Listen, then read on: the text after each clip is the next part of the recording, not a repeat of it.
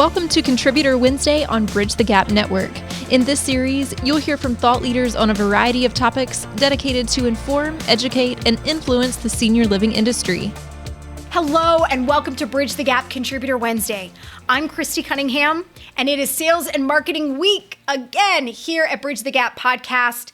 Tune in on the last Wednesday of every month for something new, interesting, hopefully debatable in senior living sales and marketing. I am having fun with this podcast and really enjoying all the banter back and forth with you guys, so keep it coming. This month's episode, I want to kick off with a story. So I had the pleasure this last month to meet with a senior living sales and marketing executive who was sharing with me his growing discontent with salespeople in senior living who are really falling behind in terms of their ability to keep up with the changes that are happening in the industry. They're really lagging in their use of technology and in their willingness to change. And he and other executives and even other thought leaders across senior living have shared this sentiment, I guess, and really talked about how that resistance to change for the quote unquote old guard, the folks who have been around in the industry for a long time, is really setting back their ability to execute on strategies. They ultimately, the ability for us to provide the kind of customer experience that, frankly, our customers expect from us today. And then through COVID, and as we've kind of emerged into the days that we're in now with COVID, have really stunted performance for those salespeople as well.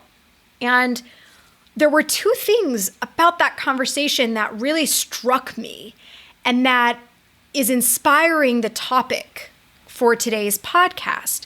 The first thing that struck me is that I remember, maybe a decade ago, so 10 years ago, I was working in a national sales training capacity, and one of our jobs was to try to help people make good selections with talent and also to train those new hires into being really successful. And so we were involved a lot, those of us who were on that sales training team were involved a lot with leaders who were in the interview process. We were involved in the interview process to really try to help identify the best talent.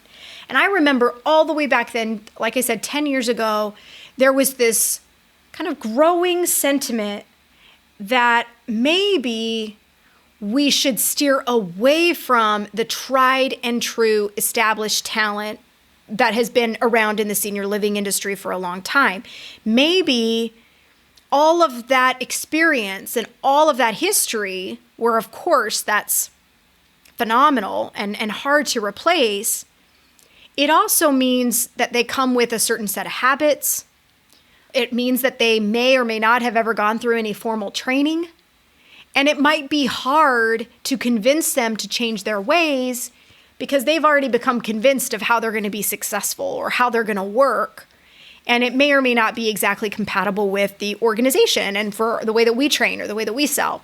So I remember 10 years ago, that was just starting to be something that was being talked about in the hiring process, mostly for folks at the community level in sales roles. What's interesting is that over the course of the last 10 years, that has become a more and more common discussion, a more common concern when hiring in senior living. And it's something that isn't just limited to the community level now. It's, at the area and regional level, at the divisional level, certainly at the corporate level.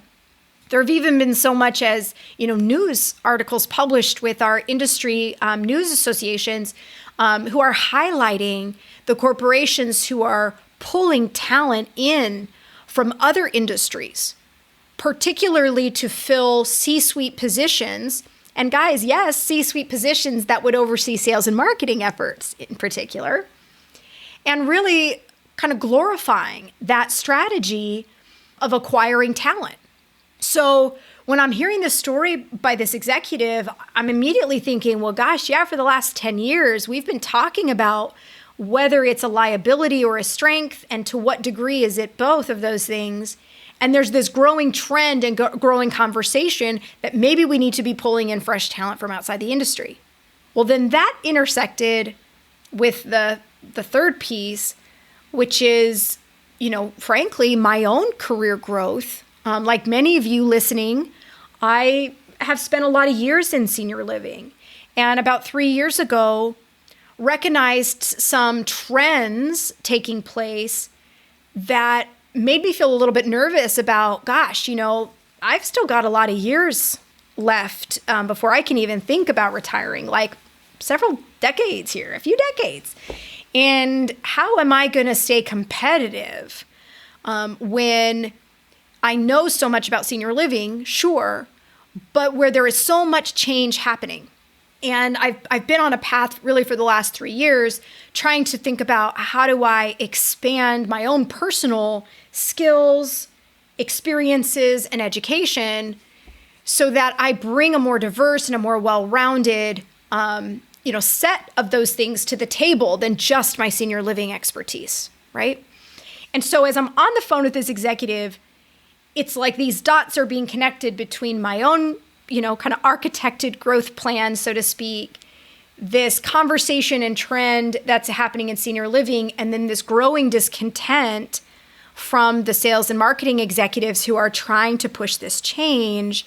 It occurred to me that this is a really pivotal moment for professionals who work in senior living, and I'm going to speak specifically to those in the sales and marketing realm. This is a really important moment because what is coming down the pipe, what I see coming down the pipe, and what me and this executive were talking about was something I'm going to call the Great Extinction, meaning that those career senior living professionals who have not evolved, stayed on the cutting edge, who rested on their laurels and thought that because they were super successful in the past, they were golden, are going to go extinct. Now, granted, if you're hearing that and you've really only anticipate to have a year or two left before you are going to be retiring and sunsetting in your career anyway, then keep listening for the people who are going to come after you that you should prepare to be in your seat, okay?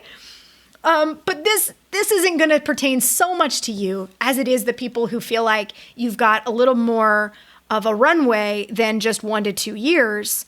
For those of you who might be looking 5 years, 10 years, even 30 years down the road in your career, this idea of the Great Extinction is something that you should really have on your mind and really be taking some actions to prevent yourself from being a victim of this extinction. So in this episode, I want us to really explore a couple of things. We're going to go through talking about why this mass extinction is something that's real and that we should actually worry about. And then obviously there's a lot of questions that arise from this, like, well, what do we do about it? How do we keep ourselves from going extinct? Well, I'm going to go ahead and give you a spoiler. I don't have the exact answer. In asking around like I have, which I'll talk about in a minute, nobody does. But there are 4 key things that I think we can all incorporate into our growth plans as individuals that will most definitely give us the propulsion forward and the inspiration that maybe peers that are going to just stay doing what they're doing now aren't going to be doing, and we're going to be moving ahead. They're going to be standing still. They're going to go extinct. You're going to be less likely to do it. So there are 4 things that I think each of us can really look at to make sure that we're not going to be victim to going extinct. And that doesn't matter if you're at the community level or the corporate level, working in nonprofit, working in for-profit, super large, huge corporation to very small operator. This is really a message that I think is going to be across everybody. So let's start with the why, right? Why is this something to worry about? Why is this something to worry about? The first reason is that we have been doing what we've been doing for so long. Many of us have felt very confident in what we know, right? We think we know how to be an expert in senior living. And we've made our rounds, we've had our ups and downs, we've put in our time. And we think that because we've made it through those hard years in our past, or that we found the success that we have, that we may not be vulnerable. And it's the fact that we don't feel vulnerable to an extinction, that we don't recognize the ways in which the world is changing around us and feel a little bit scared about that we are at risk of going extinct. Because in our complacency and in that confidence is where we are missing the areas that we are blind, the areas that other people are passing us up, the areas that the world is changing, and we're not keeping up with that change. So it's the fact that we don't feel vulnerable. If before this podcast episode, you were feeling overall pretty confident about your career, about what you've accomplished so far, and the fact that you'd have a lot of future prospects, no, it doesn't matter how successful you are. It doesn't matter whether you own your own company or you are just starting out. You should feel a little bit scared right now because there's a lot of change. And that brings me to my number 2. Why is extinction something to worry about? Well, in addition to the fact that most people aren't recognizing their own vulnerability, the second reality is that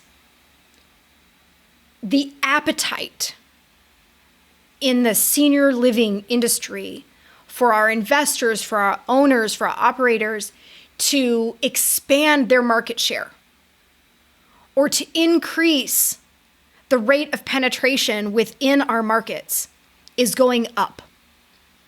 So what do I mean by that? Okay, in layman's terms, I mean that the people who are investing in senior living, owning and operating in senior living or senior services want to see that we are beating the competition and wanting to see that we are able to get customers that would not normally have been customers in senior living.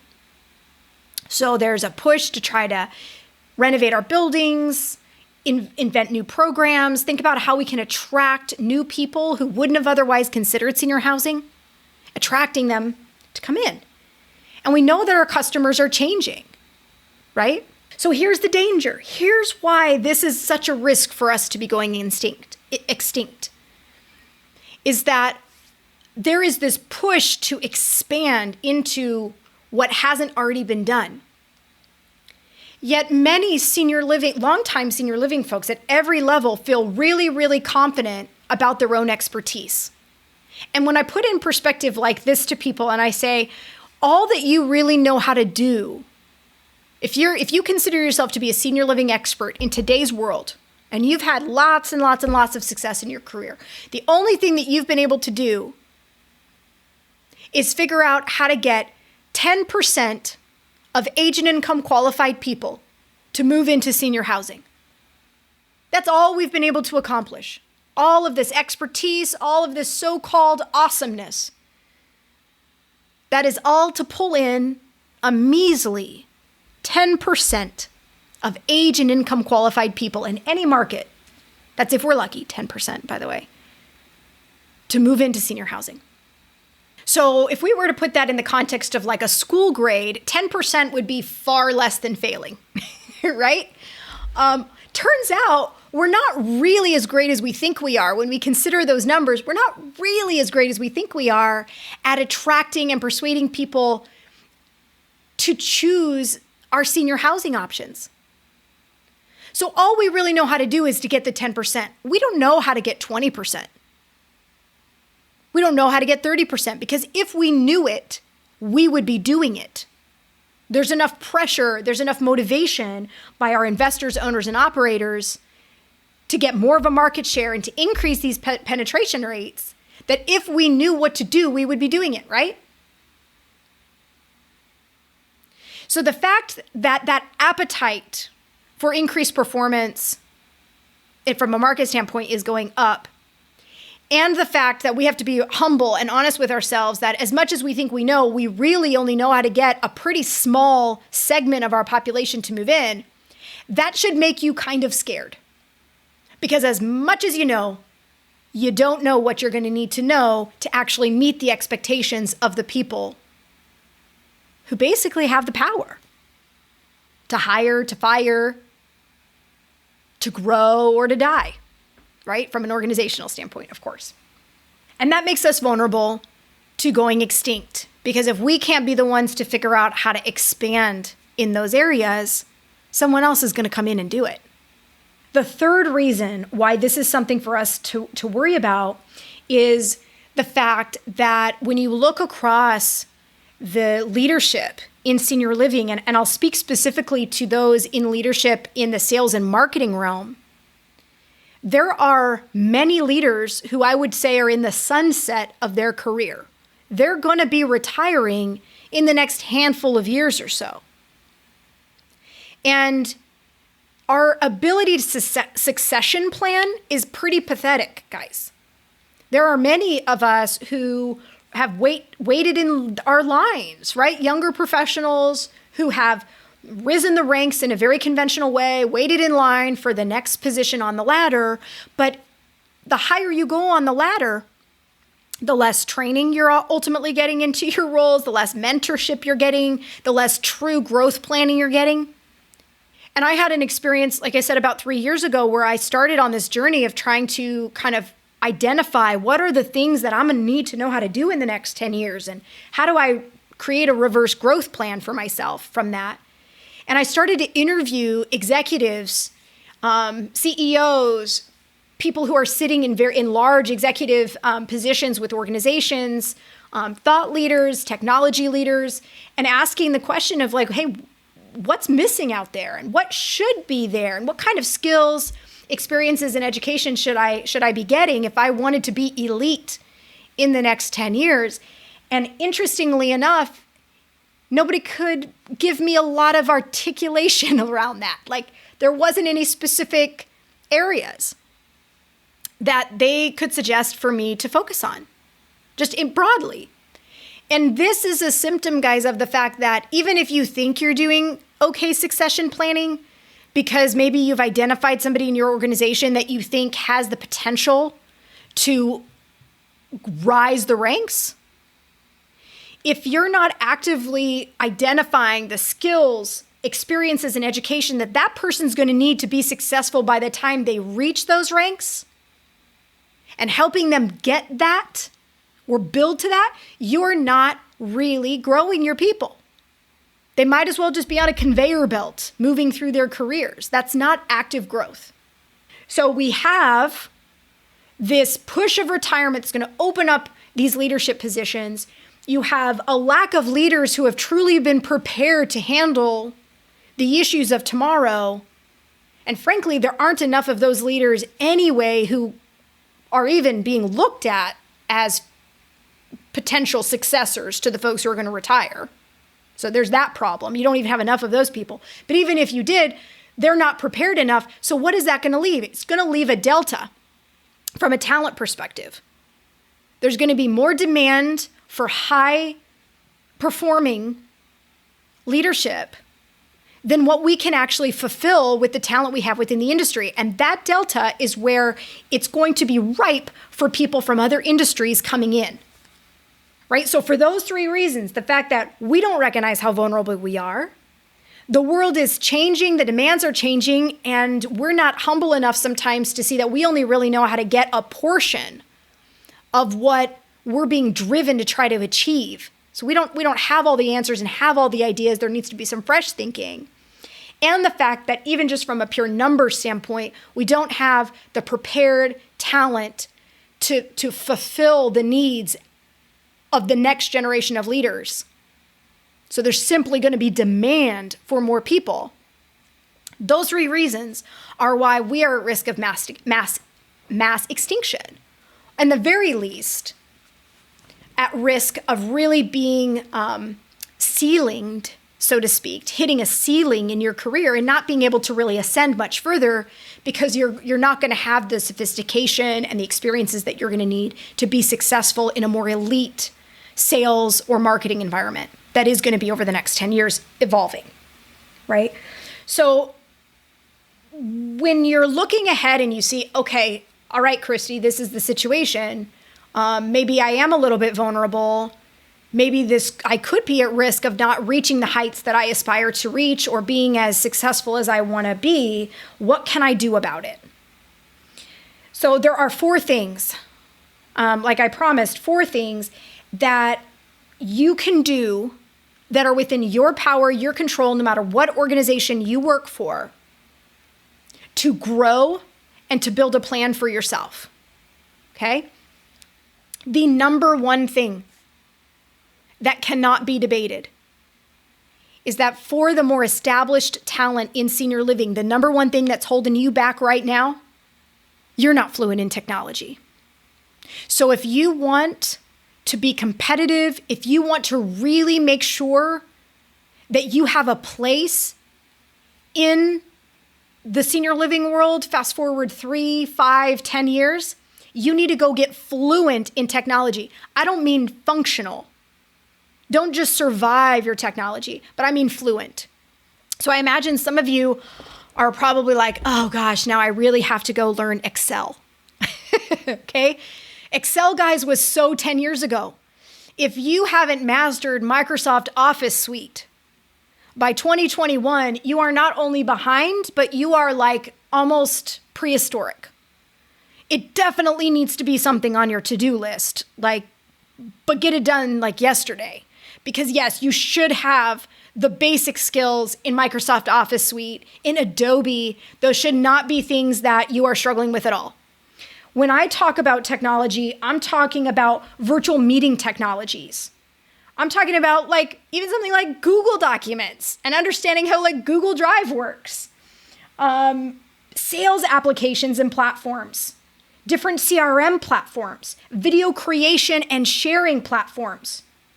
Being able to move, fluency means being able to move fluidly from one of these technological platforms to another with and without the customers as a part of the flow of every day seamlessly, quickly, efficiently, without a lot of stutter steps, without a lot of bemoaning or having to study and get yourself in the right mindset. No, it should be a very natural extension of you, the way that walking or driving a car or doing a first impression walkthrough is. It should be that instinctual for you.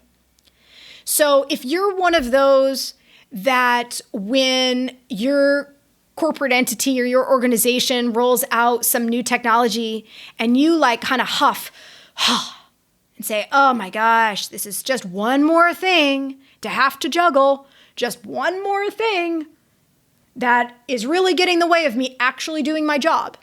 If you find yourself saying that, mark my words, that is a symptom that you are behind. That doesn't mean that every technology is amazing. And I'm certainly a little more on the cynical side of introducing too many technologies and platforms. So don't even get me started on that. But if you find yourself being confronted by technology and immediately being resistant to it, or seeing it as something that is working against you versus working for you, then you are probably somebody who's not adopting the technology, who's not learning the technology, who's not gaining fluency in the technology. And you're falling behind. You are the reason why your organizations are having a hard time keeping up with what the customer expects and keeping up with your competition. And that means that you are at risk of going extinct because you're no longer hireable if you are resistant. So I say that with love. For all of you who don't find yourselves naturally inclined with technology, I'm not saying this to you out of judgment. I'm saying it to you in love because you guys are amazing, beautiful people who are doing such great work with families every single day. Yet you don't even know what your potential could be if you had a bionic arm on you. And that's what technology is. It's your bionic arm. And you're too busy resisting it or buying your time, not seeing it as something that's really going to be important to your success, to realize that you're not very far off to going extinct. And I don't want that for you. If you plan on being here in the industry for another couple of years, you want to keep doing good, then mark my words here, guys, and turn that around right now. Go seek the challenge, go seek the fluency, not just functionality. So that is the number one biggest thing. And not only at the community level, but at the area, at the regional, at the divisional, at the corporate level. The degree in which we are not fluid in technology is kind of scary. So let's turn that around, folks. The next thing that you can do to really push your own growth is to seriously question everything you feel certain about. So if you feel certain that X, Y, or Z is the right way to do things in senior living, then write those things out on a piece of paper and start just kind of picking it apart. Why? Why are you so certain? Does it have to be that way? Are there other ways that could look? Are you really objectively getting the results that you should be getting? A couple of my podcast episodes, guys, from earlier this year kind of play with some topics in this area. There was one about business development in particular, where, there's this conventional idea of how amazing business development is, yet we year over year over year are getting worse and worse results from business development, yet we just keep putting the same amount of effort into it. That's an area that I think our certain, quote unquote, certainty in our conventional knowledge of senior living really needs to get real and start to examine whether or not that's actually still working for us or how it needs to change. But even something like relationships, we've drilled into people's heads in the industry that relationships are built in person. Relationships are built in person. So we've driven our sales process, our conversion ratios, everything is driven towards getting people face to face, getting people in person. Yet our last 2 years have shown that salespeople who embrace technology and are able to use technology combined with really exceptional communication skills are still able to build relationships without that face-to-face, in-person contact and get superior results, right? So that means that maybe what we thought was absolute certainty, you cannot be successful building relationships in senior living sales without being face-to-face. Well, the last 2 years sort of call that into question, doesn't it? Especially for those who found another way to do it and were beating the competition. When everybody else was sitting around bemoaning the state of affairs during certain points of COVID, there were some that were very quietly kicking butt. And those people were the ones who figured out how to build relationships regardless of those hurdles. And it was because they weren't tied to these quote unquote certainties that they were able to find another way. So if you want to grow, you have to examine what are these things that I just absolutely know to be true and start picking them apart. Maybe they really are true, but what if they're not? What if it is those certainties that's holding us to that 10% penetration rate and keeping us from getting to 12, 14, 16, and beyond? Maybe there's more out there for us if we just got out of our own way. All right, number 3, in addition to getting out of our own way, we also need to go look for inspiration somewhere else.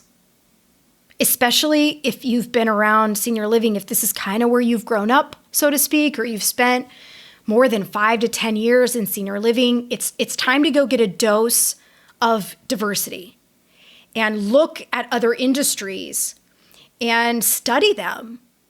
Go learn from them. Go find ways to get the skills that they have, the experiences they have, the education that they have, to diversify yourself. If the only experience you really bring to the table is senior living, then you're essentially a one-trick pony. And our customers of tomorrow, the buildings of tomorrow, the services of tomorrow, they need us to bring a broader set of experience to the table. So I've got a few industries jotted down, or actually 4, and certainly there are more. And if you've been inspired by another industry that's not on this 4, please put it in the notes, like on the LinkedIn page or on the Bridge the Gap podcast page, to share with others to go do their research and go find opportunity to grow. But the 4 big ones that I have are the real estate industry, number 1, hospitality, number 2, the multifamily housing and multifamily rental industry, and even the insurance industry, particularly on the marketing side of things. Really, really fascinating use of tactics and strategy there. So this is, of course, looking at those industries from a sales and a marketing standpoint. What are they doing that we're not doing? How are they more sophisticated than we are? What kind of skills do the professionals who work in those industries have? And how do they acquire them? How do you get them? What kind of experiences do they get? What kind of education do they have? And how can you tool yourself so that you have that broader set of perspective? Now, what's interesting about that is in looking at these other industries, at least my personal philosophy is that not only am I learning how to be a better professional, but when I look at, say, these 4 industries, real estate, hospitality, multifamily, insurance, what's interesting to me is that the customers that have been their bread and butter customers, their primary customers for the last 10 to 20 years, are who our customers are going to be in the next 10 to 20 years, which means that these industries have already mastered their knowledge of our target audience, right? The seniors of tomorrow I'm talking about. Not only do they know those audiences really well, but they've also shaped those customer expectations through their processes, through their conventional knowledge, through how they've taught the customer how to interact and engage with them or what to expect. Our customer is coming to us having accumulated all that experience with these other industries, and that's somewhat informing how they're going to approach us in senior living to some degree, or what they would anticipate in senior living. So I also think has this real potential when we're looking at these other industries to see that maybe they can shortcut us. Maybe they already know things about our future customer because they've been working with them for so long already that we don't have to spend the time necessarily to study and examine. We can just grab some of that knowledge from them and build on it. Perhaps there are things that they've taught the customers how to expect and ways that they're already engaging in the customer experience that we can use to make our processes feel more intuitive, more straightforward, and overall more pleasing to the customer. So I think it's really interesting to even look at it from the perspective of what do they know about our customer that we can learn through them as well.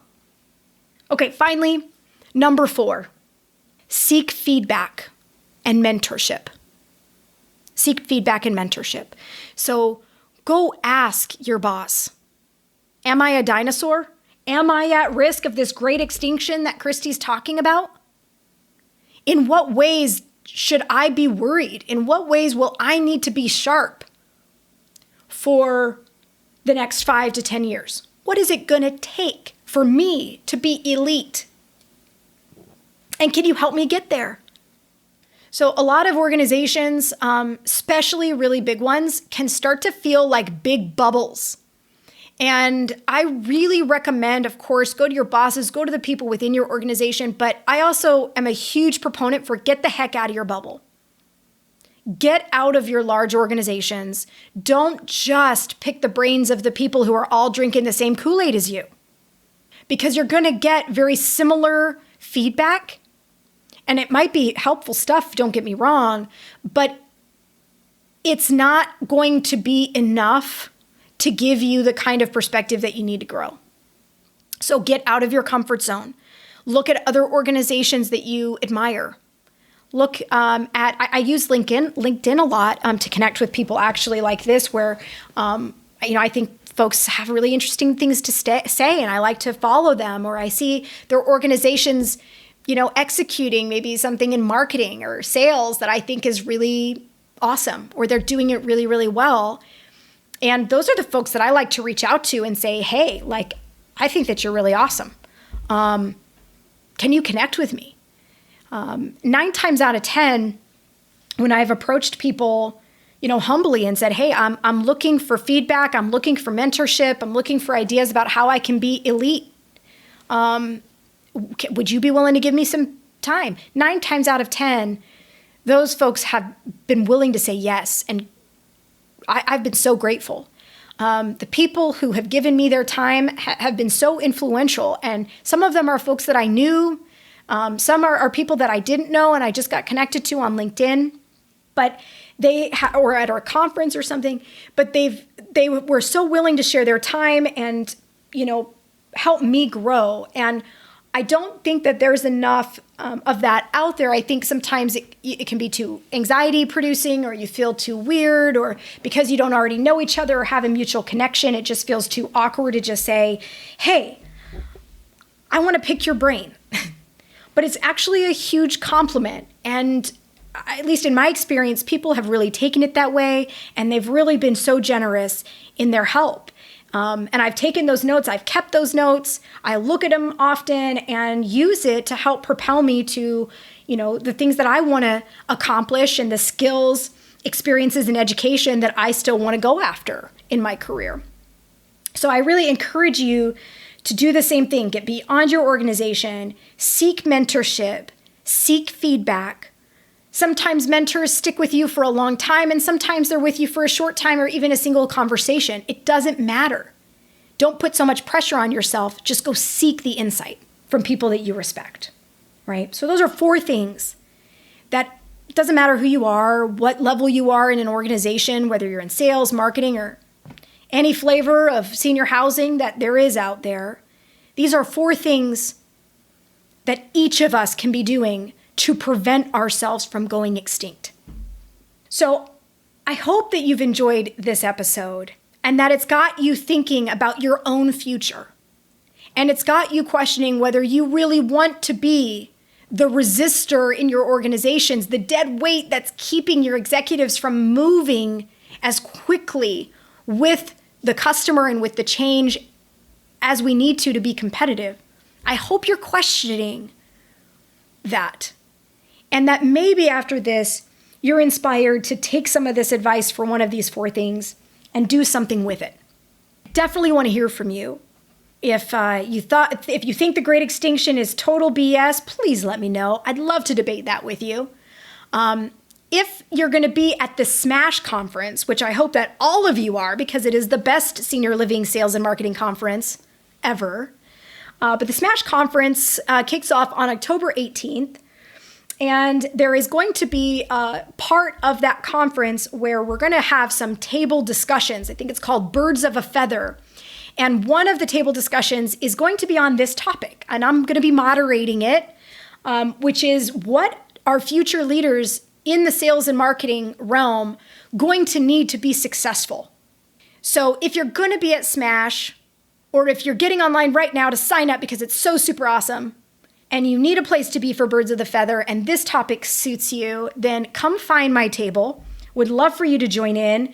And I hope to be able to sort of co-craft and co-create a list of things that we can all really institute in our growth plans to be the future leaders that our industry needs us to be, and to not be at risk of having our places taken by people who come from outside the industry without being prepared for that fight. I'm going to be prepared for that fight, and I hope that you guys are too.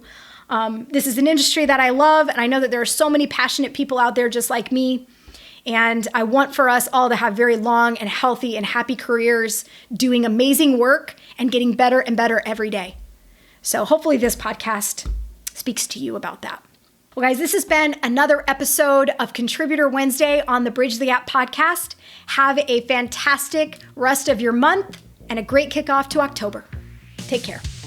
Thanks for listening to Contributor Wednesday series on Bridge the Gap Network. For more information about the contributors and for a full library of episodes, visit btgvoice.com.